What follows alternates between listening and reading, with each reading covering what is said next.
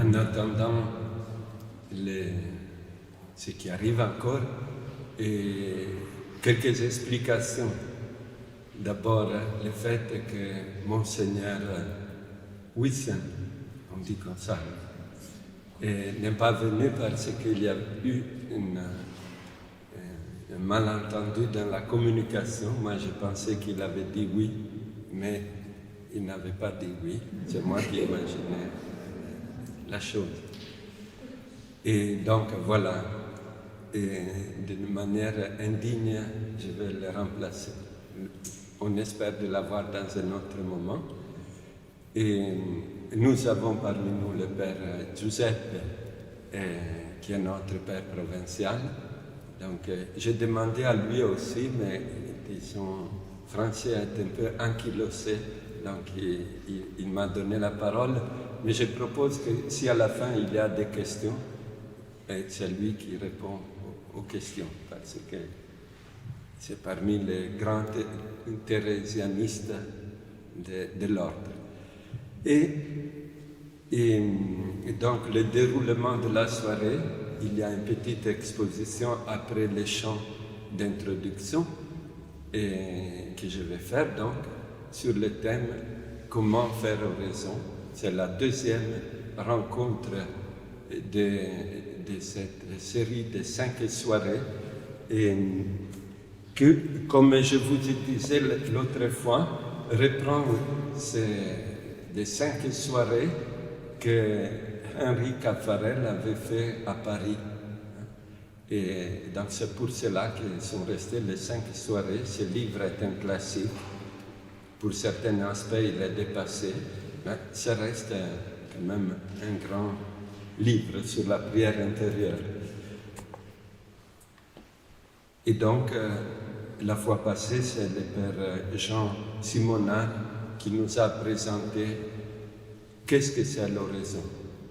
D'abord, il nous l'a introduit dans sa dimension trinitaire, et après, il a souligné qu'il y a d'autres formes de prière, mais que la spécificité de l'oraison, c'est, on va le dire tout à l'heure, on ne va pas répéter mais voilà, il a distingué d'autres manières de prière, surtout qui sont une recherche d'intériorité, mais qui nous laissent seuls. La prière chrétienne est toujours relation avec l'autre. Voilà, je pense qu'on peut commencer. Donc après l'enseignement, il y a un petit témoignage, et après un temps d'oraison, et s'il y a des questions, on va répondre aux questions. On commence par une petite invocation.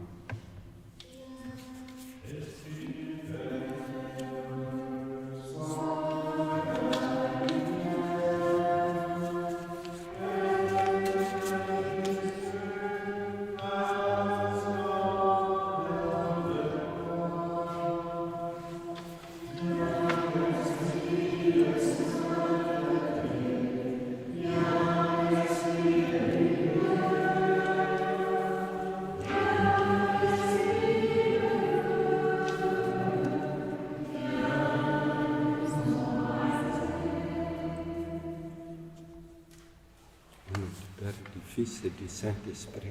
Amen. Voilà donc comment faire oraison, c'est le titre de cette soirée, mais je préfère dire comme le catéchisme de l'Église catholique le dit, comment entrer en oraison, plutôt que faire. La prière n'est pas quelque chose à faire, mais c'est une relation, donc on entre dans une relation.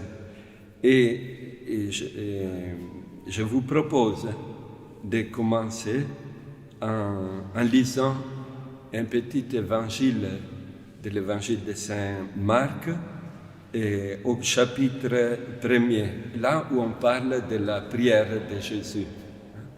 Et le contexte, évidemment, c'est que cet évangile, c'est un évangile qui a été une catéchèse. Donc, si on montre Jésus qui prie, c'est pour initier à la prière, pour que nous puissions le suivre. Et en plus, c'est au premier chapitre, là où Marc présente la journée type de Jésus.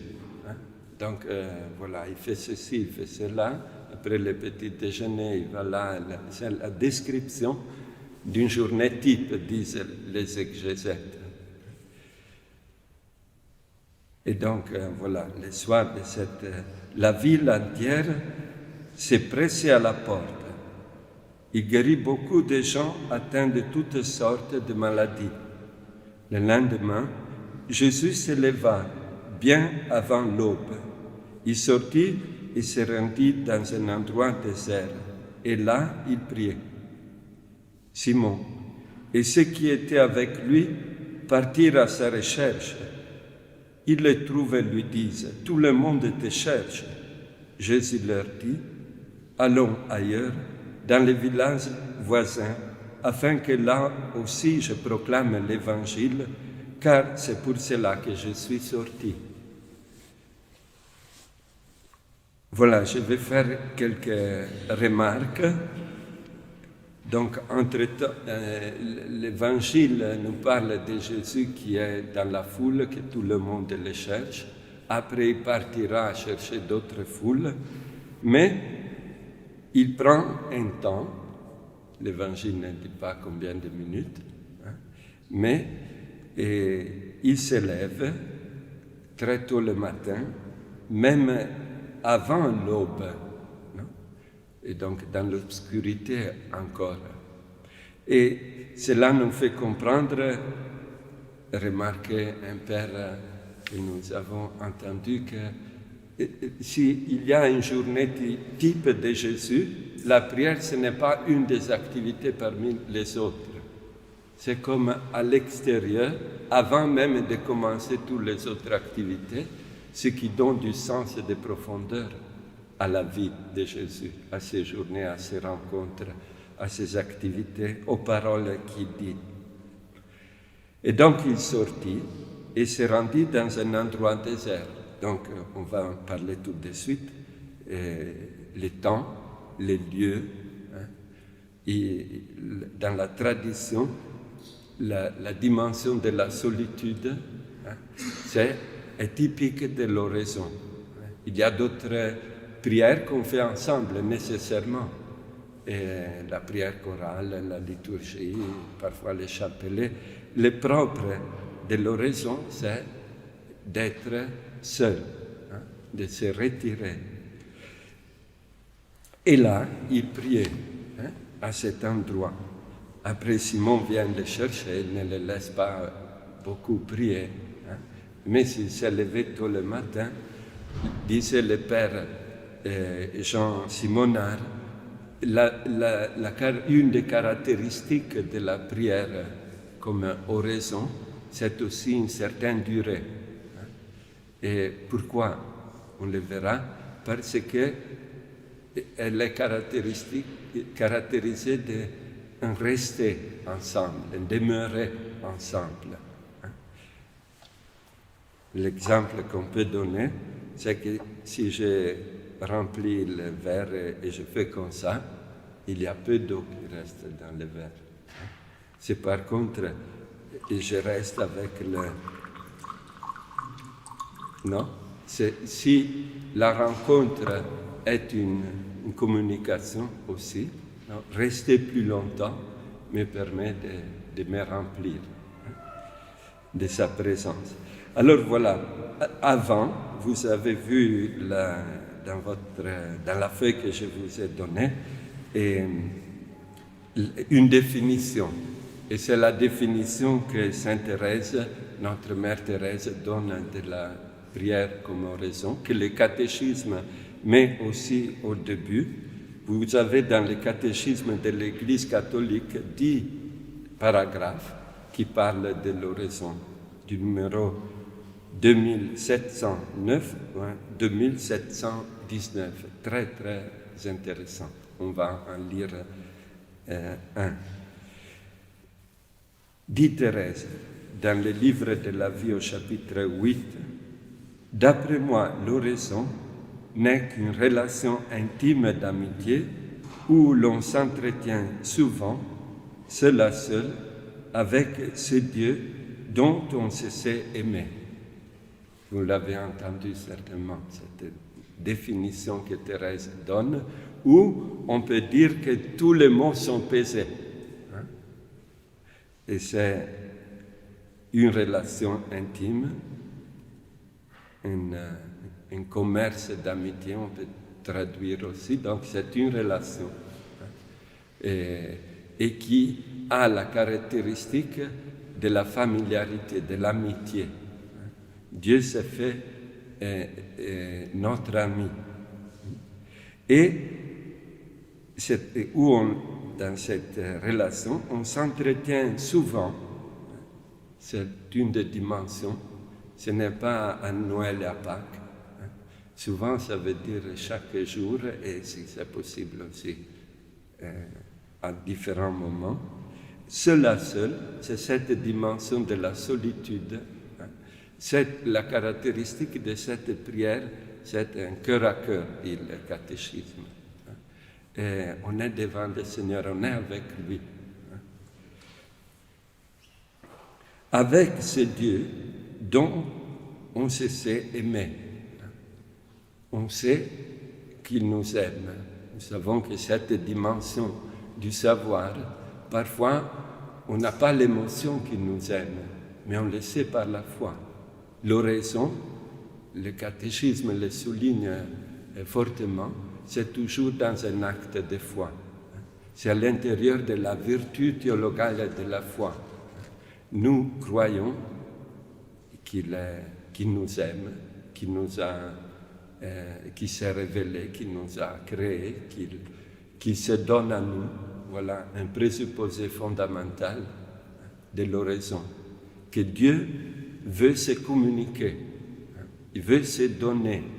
Si nous pensons que Dieu est un moteur immobile qui regarde sa création de loin, on ne fait pas oraison. L'oraison implique cette conviction et cette certitude. Dieu a envie, son plus grand désir, c'est de se communiquer à sa créature, d'entrer en communion avec elle. Et bien sûr, à ce niveau, l'autre présupposé, c'est que nous sommes baptisés et nous avons la grâce baptisimale qui nous met en relation avec Dieu.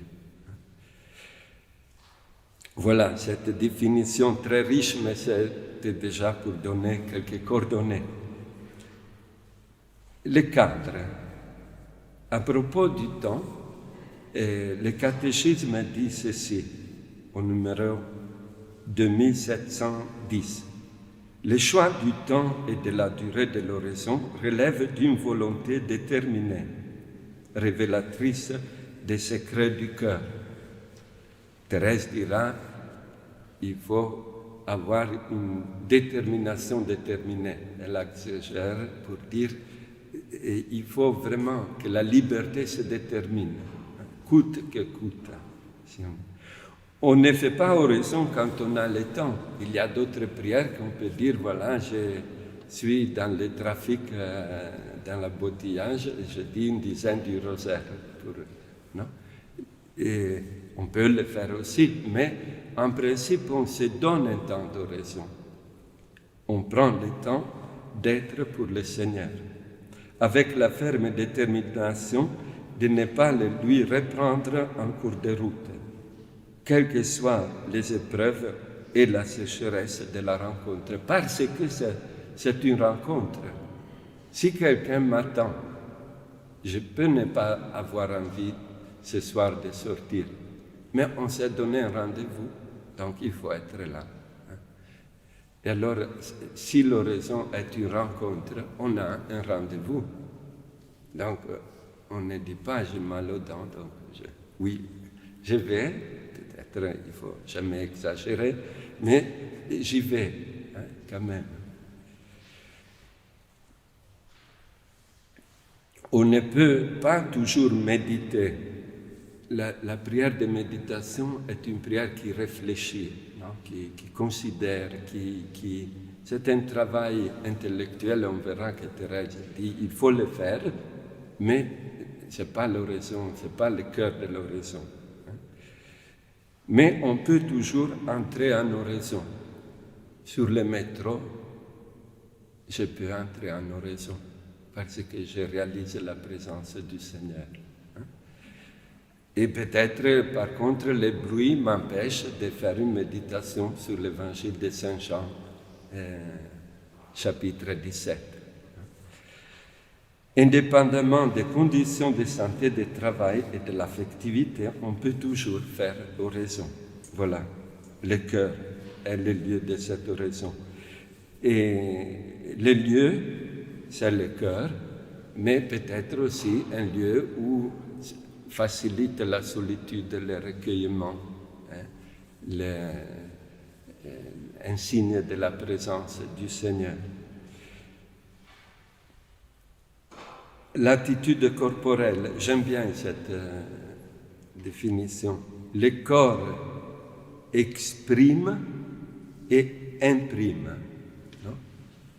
Donc, le corps exprime une attitude intérieure, il l'extériorise.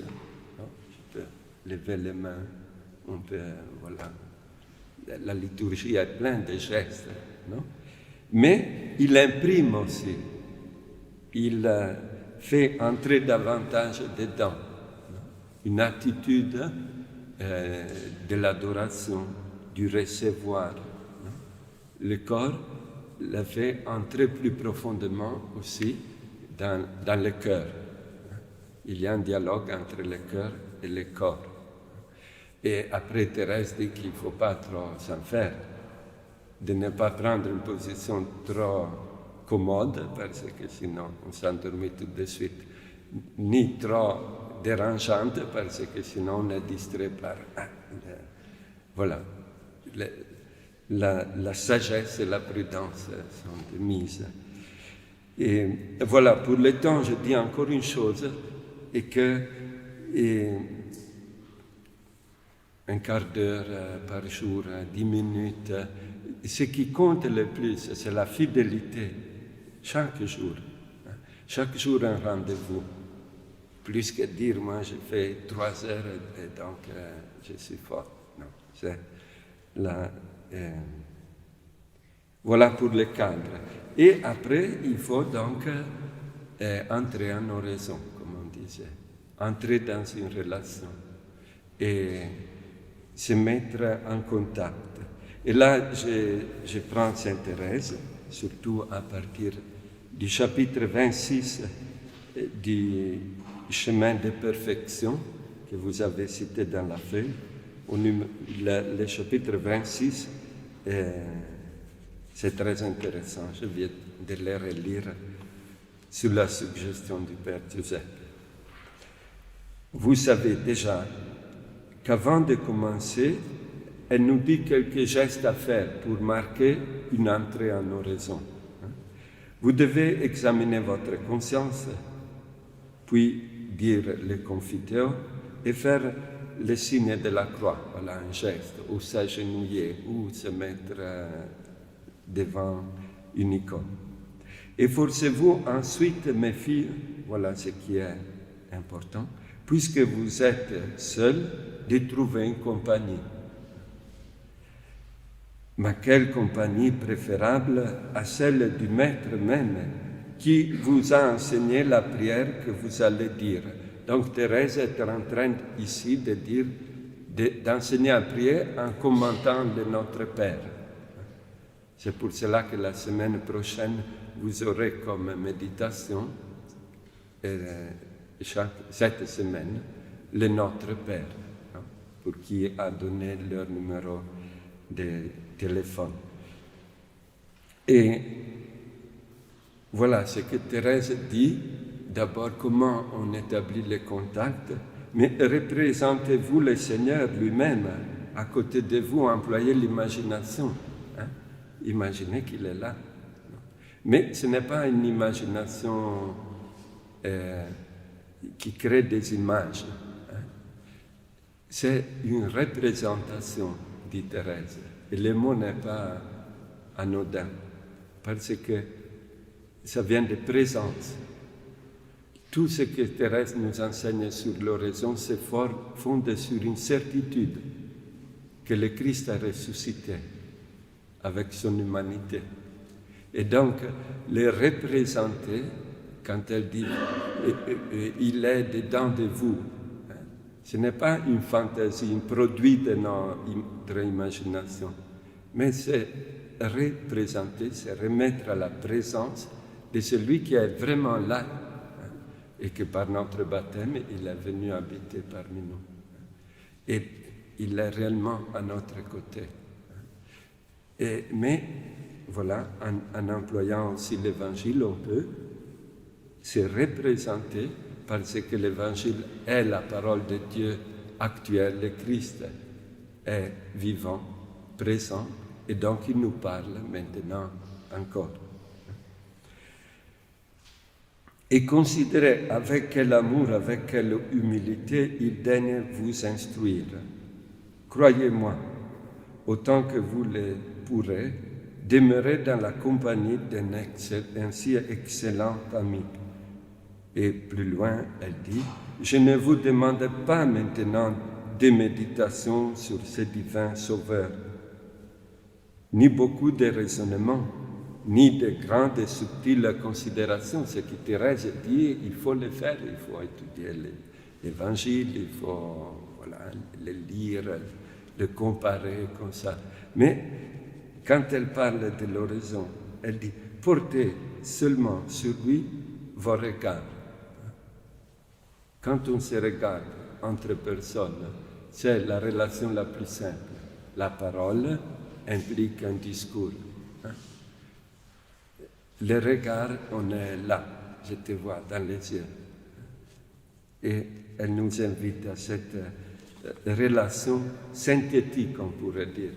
La vue est l'essence le plus synthétique de la relation, où nous saisissons l'autre, ce qu'il est, ses sentiments, ses cœurs, non? D'un seul geste, d'un seul acte. Et encore, dans le 4e demeure, au 1er chapitre, elle nous dit en quoi consiste vraiment l'oraison, parce que c'est une relation. Je vous dis seulement que pour avancer dans ce chemin de l'oraison, l'essentiel n'est pas de penser beaucoup. Ailleurs, elle dira de vous casser la tête dans des raisonnements. Nous, les prêtres, on a cette tendance, parce qu'on va là, on pense à l'homélie qu'il faut préparer, alors comme ça, non? Mais Thérèse dit, moi, je cherchais de faire des considérations et ça ne me venait pas, j'avais un esprit dispersé. Jusqu'au moment où j'ai saisi cette présence et je me suis mis à cette présence. Donc l'essentiel, ce n'est pas penser beaucoup, mais d'aimer beaucoup. Ainsi, mes filles, appliquez-vous à ce qui peut davantage vous exciter à aimer Dieu. Voilà, vous avez ici l'image, une image que Thérèse aimait beaucoup. Elle appelait Jésus aux beaux yeux. C'était dans un... Et elle dit à la fin du chapitre 26, mais si ça vous aide une image, non? Mais regardez-la, si ça vous suscite de l'amour pour lui, ou quelques mots, non? Pas de grands discours. Le catéchisme insiste sur cela. Mais des mots dans l'oraison sont comme des brindilles de paille qui ravivent le feu de l'amour. Quand il y a un passage, quelque chose qui vous suscite l'affection à Jésus, allez-y dans cette direction. Je regarde.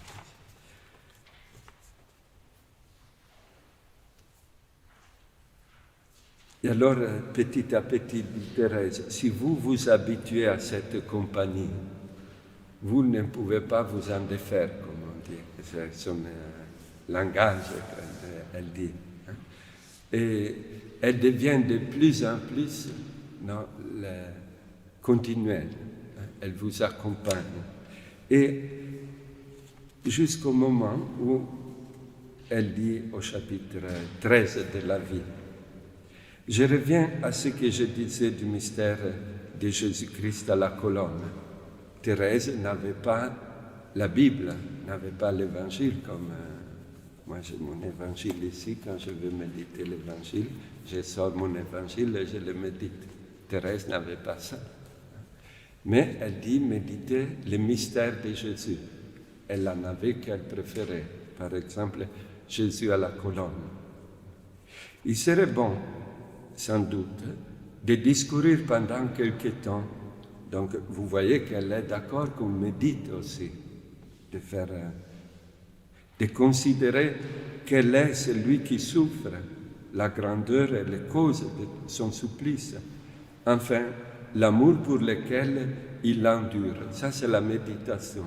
On considère la scène de Jésus à la colonne et on pense que c'est Dieu, le Fils de Dieu qui s'est humilié et qui l'a fait pour nous. Non? Ça, c'est la méditation. Mais on ne doit pas toujours se fatiguer à approfondir ces différents points. Il sera excellent de se tenir en paix, sans discourir, auprès du divin Maître. Restez là, la compagnie. L'âme s'occupera, selon son pouvoir, à considérer qu'il la regarde. Là, c'est vraiment à regarder qui me regarde. Mire que le mira, c'est l'expression en espagnol. Que l'âme voit qu'il la voit. Elle lui tiendra compagnie et lui adressera ses demandes. Voilà le cœur de l'oraison. Je n'ajouterai pas d'autres choses pour décrire qu'est-ce que c'est l'oraison. Établir ce contact, entrer dans cette relation qui, parce que Jésus est ressuscité, il est là, il nous enseigne le Notre Père, donc il nous fait entrer dans la relation avec le Père, il nous promet l'Esprit Saint, et donc c'est tout ce monde-là. Alors, voilà, les moyens peuvent être différents, on entre, peut-être à un certain moment on n'a plus de paroles ou de discours à lui dire, donc on prend une page de l'Évangile ou un mystère, un moment de sa vie, et on se nourrit de cela, on nourrit la prière de cela. Ou bien la vie. L'oraison, c'est pour prier la vie. Aujourd'hui, tu m'as fait cette grâce, Seigneur. Aujourd'hui, tu m'as soutenu dans cette épreuve. Raconter la journée devant le Seigneur, c'est une très bonne matière pour faire oraison. Et j'ai raconté que quand j'étais en Colombie, à un certain moment, on parlait avec le père qui était là, et des enfants, et lui nous parlait de l'oraison. Et des enfants sont passés dans la rue, des enfants très très pauvres, là c'est vraiment là, atado, là. Voilà. Et ces filles chantaient un chant en espagnol, qu'elle avait pris chez les sœurs, appris chez les sœurs de la cantine. Les sœurs leur donnaient à manger et après elles leur enseignaient les chants. Elle chantait « Le Seigneur passe par ici » et quand le Seigneur passe, tout se transforme et la joie explose dans le cœur. Et c'est faire oraison, là, ces enfants-là, qui marchaient déchaussés vraiment, pas comme dans le sable.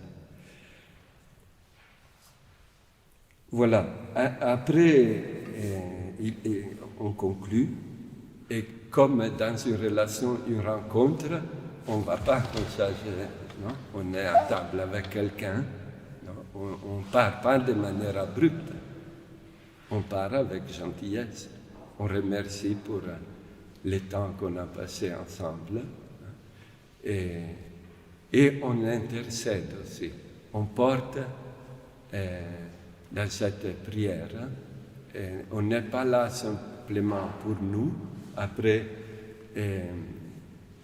Sœur Ancilla va nous le dire, parce que j'ai l'anticipation de son témoignage, mais voilà, on porte aussi le monde dans la prière, donc on peut prier, et c'est un fruit de la prière, ou bien une décision, parce que voilà, la compagnie de Jésus m'a un peu transformé, ou bien il y a des lumières qui sortent dans d'autres moments de la journée, dans l'horizon.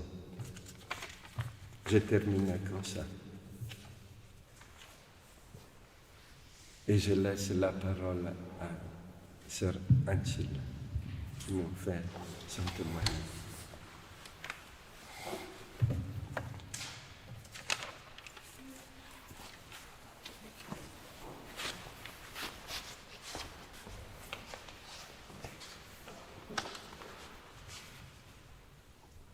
Est-ce que nous pouvons reprendre le chant que nous venons de chanter? Viens, Esprit de sainteté, viens, Esprit de lumière, viens, Esprit de feu, viens nous embrasser.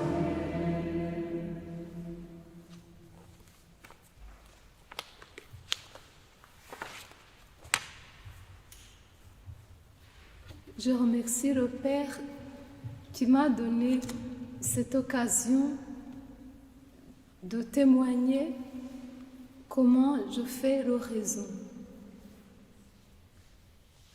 Vous me pardonnez si je ne parle si fort et pour mon peu de français aussi. Je ne suis pas spécialiste de l'oraison, je vous partage tout simplement ma façon de prier. C'est grâce au Carmel que j'ai découvert vraiment la prière de l'oraison mentale. Avant mon entrée au Carmel, je me contentais des prières vocales, comme le Notre Père, Je vous salue Marie, le chapelet et autres. Parfois, j'allais toute seule contempler la nature en remerciant le Seigneur qui a tout créé. J'étais dans l'atmosphère paisible. Je pense que je faisais l'oraison de quelques minutes. Maintenant, comment je fais l'oraison? Le Carmel m'a révélé une autre manière de prier. Je commence par l'invocation à l'Esprit Saint. Pour moi, personnellement, l'Esprit Saint, c'est l'agent principal de l'oraison. C'est lui qui me dispose le mieux, qui me travaille de l'intérieur et me rend réceptive pour que je profite de cette rencontre. J'entre dans une relation avec quelqu'un qui m'attend et qui m'aime sans condition. Cela n'implique pas de méthode particulière. J'entre en relation avec lui tel que je suis et je me laisserai dans l'intimité de notre relation comme avec un ami. Je m'assois devant lui,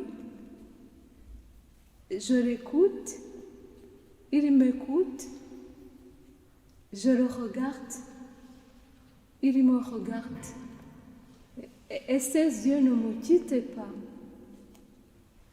Je me laisse regarder, je me laisse aimer. Et je lui parle de ce qui me tient au cœur. Tout se passe dans la foi.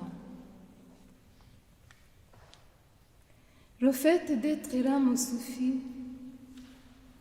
Son amour vaut mieux que la vie. C'est un soleil qui me réchauffe et qui me purifie. Pendant mon oraison, les trois personnes divines sont là. Le Père est là, le Fils et l'Esprit Saint. Bien que Jésus soit le centre. J'y suis pas seulement pour moi, mais pour toute l'humanité. Pour les personnes qui n'arrivent pas à prier, qui ont d'empêchement ou qui ont d'autres motifs de ne pas pouvoir prier. Ce temps de l'oraison n'est que pour lui seul. C'est un moment précieux. Ça vaut la peine de me préparer avant d'aller à l'oraison. Par une courte lecture, et j'évite de tout ce qui peut envahir mon esprit. Ici, dans notre Carmel, nous avons 2 heures d'oraison. L'oraison du matin est placée tout de suite après la messe. Je dirais que les préparations se font par la prière de l'aude et la messe. Pour moi, l'oraison est une continuité d'action de grâce à celui que nous venons de recevoir dans la Sainte Communion. L'oraison du soir est à 17h15. Les préparations et les dispositions ne seront pas les mêmes. Quand je me trouve dans une incapacité de prier, liée à la fatigue ou à une autre cause, je fais la prière d'offrande. J'offre tout ce qui m'habite à ce moment-là. Quand les distractions remplissent mon esprit, ce qui est inévitable, je me focalise sur l'essentiel.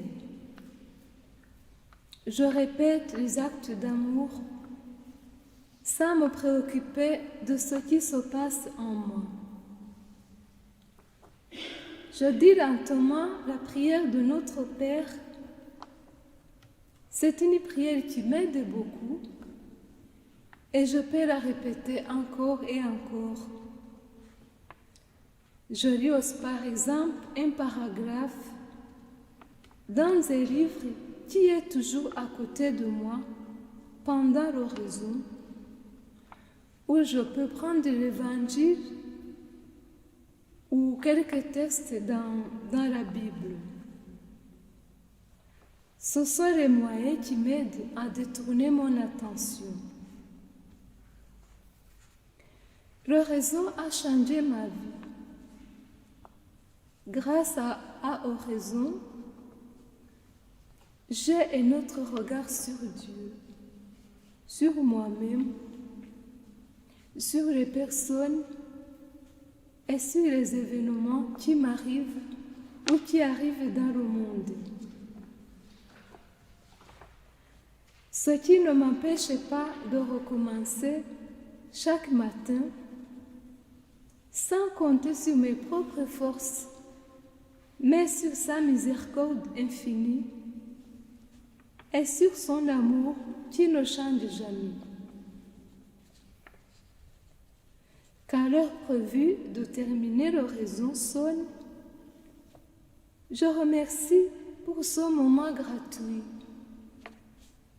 Je demande les grâces dont j'ai besoin pour moi et pour d'autres.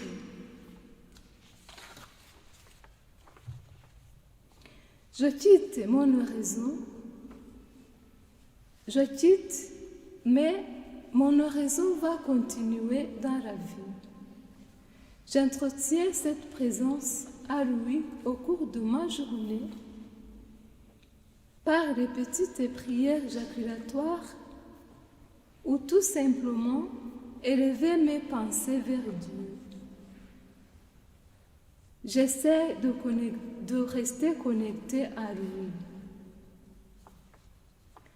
Cette adoration continue facilitera d'autres moments de la prière. Elle est efficace pour moi. C'est la façon qui me protège aussi contre les assauts du mal. Je vous remercie pour votre écoute et je vous souhaite de ne pas rater au rendez-vous avec quelqu'un dont nous savons aimer. Merci.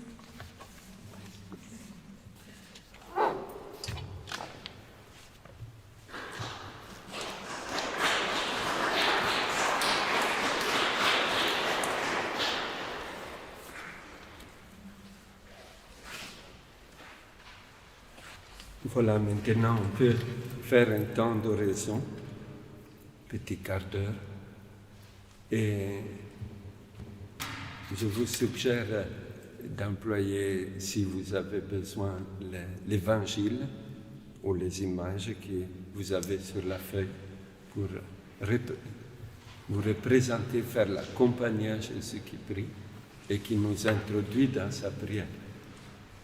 Nous pouvons peut-être reprendre encore une fois le refrain de l'Esprit Saint.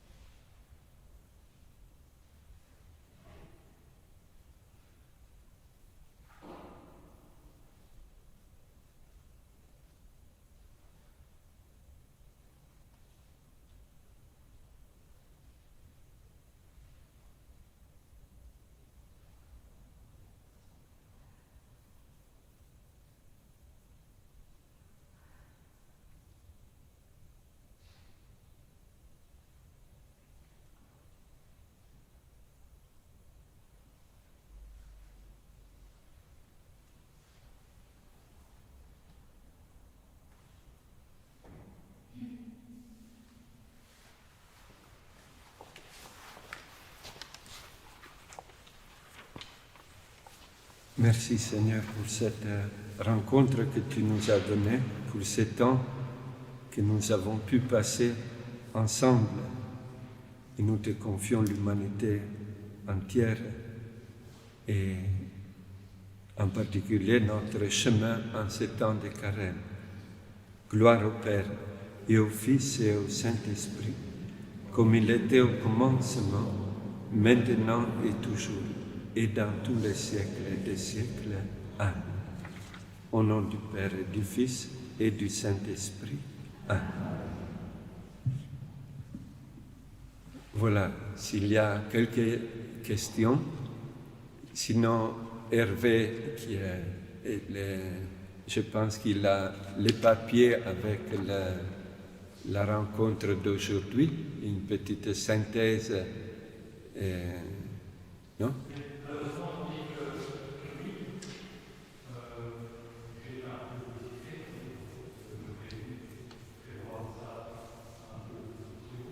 Ah, alors pour une autre fois.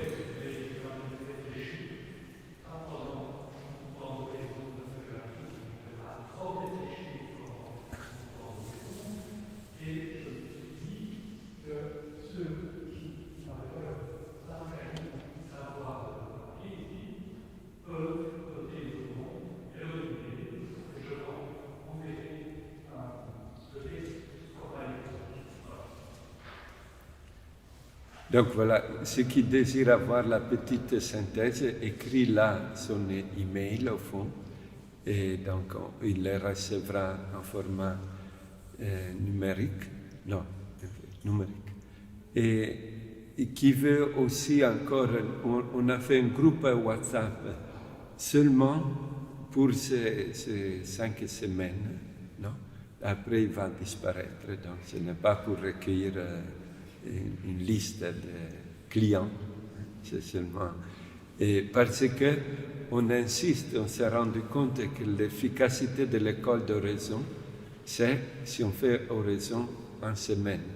Et donc, un petit texte qui vous sera envoyé si vous écrivez votre numéro est comme un stimule, voilà, pour se prendre ces petits temps.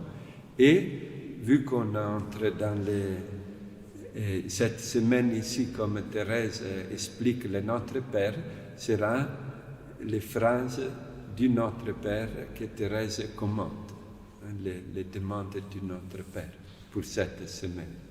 Voilà. Et après, vous pouvez dire à Valérie si c'est utile, si ça vous aide, etc.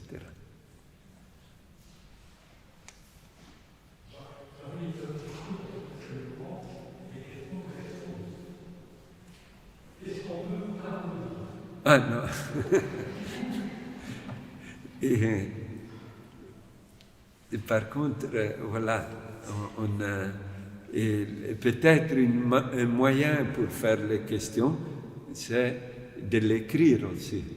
Et donc, si la fois prochaine, la rencontre prochaine est très importante, mais elle est très importante si vous faites oraison. Si vous ne le faites pas, vous vous demandez pourquoi parler des difficultés. Moi, je n'en ai pas eu. Je n'ai pas fait oraison. Donc, voilà. Tandis que si on essaie de faire oraison, peut-être que des questions peuvent surgir. Et c'est vraiment une des étapes plus importantes de l'école d'oraison, pour ne pas s'arrêter à la première tentative. Voilà.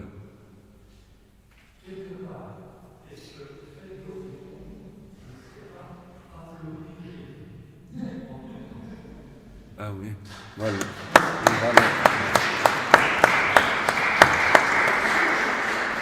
Merci Hervé.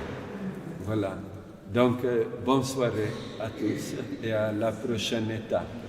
Merci à Sarah Ancilla.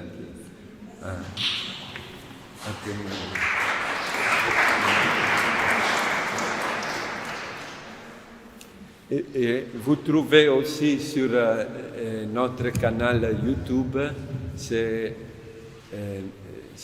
réflexions, ces soirées, mais je ne l'ai pas encore mis dans les prochains jours, je vais les charger. grâce à M. Petrus qui fait ce travail de manière professionnelle.